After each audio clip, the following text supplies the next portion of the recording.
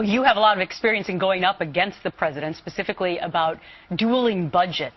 You really were the one who made him react last year when you put out your budget and all your graphs and charts, and then he came out with his. His was voted down unanimously. Democrats voted his down. That's right. Now, yours passed in the House yesterday, and the Senate's not even going to take it up. Is that your understanding?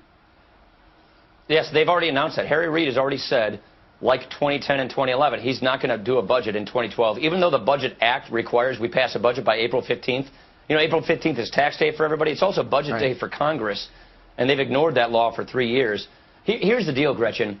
We feel that if we don't like the direction the president's taking the country, which I would argue is taking us into a debt crisis, into a welfare state in decline, if we don't like that direction, which we clearly don't, we need to show the country exactly how we would get off that track, get back on saving the American dream, and then give the country a choice in the fall. We think we owe the American people a clear choice of two futures so they can decide this fall what do they want America to be. And that's what we're going to do, and I'm convinced that Mitt Romney is the best guy to do it. We're going to put a bullet points of what your plan possesses, but I also want to hear, let America hear what some of the Democrats are saying about your plan, so let's listen. The Ryan Republican budget loses jobs. It asks old people to pay the bill, seniors to pay the bill, vulnerable to pay the bill, but not the wealthiest in America. Show us how you make up for $4.6 trillion in lost revenue from dropping that tax rate without socking it to middle-income taxpayers. Show us, Chairman Ryan. What answer Chris Van Hollen, if you would. Well, it's kind of like Groundhog Day. I've been through this all over again. That number Chris throws out means if we don't have this massive tax increase in January by having all the tax cuts expire, then it's going to cost all that money. And what are you going to do to replace that tax increase with another tax increase? We don't want to raise taxes. That's the whole difference here. What Chris is talking about is the need to raise taxes, in his opinion. And if we don't like President Obama's tax increases, under his math, we should come up with our own tax increases. We're saying no.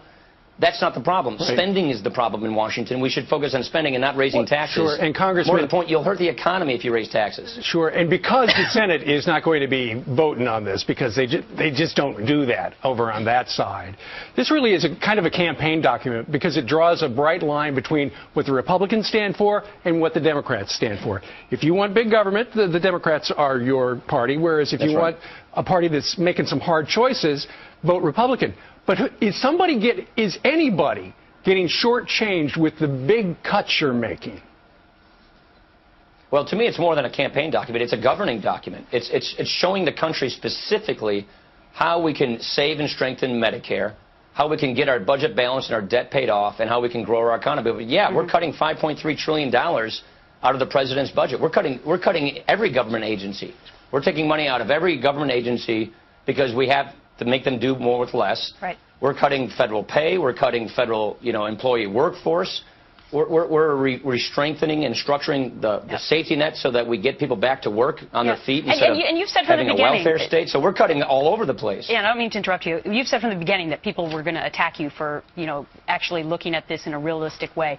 Let me ask you, before you go, the DNC is putting out a new video today about a bromance between you and Mitt Romney, and they're going to try and pin your budget now to Romney in a negative way.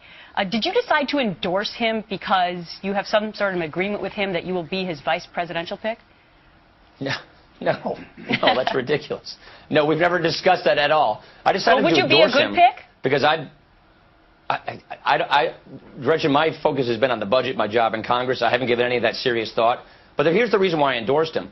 Because it's clear to me he understands the fork in the road America is facing. It's clear to me he understands exactly what we need to do to stop America from having a debt crisis. That's why I'm endorsing him. I also think he's the best chance of winning and defeating President Obama in the fall. And right now he's up in Wisconsin by 7. Chairman Ryan, thanks so much for joining us this morning. Best of luck. You bet. Thank you. All right.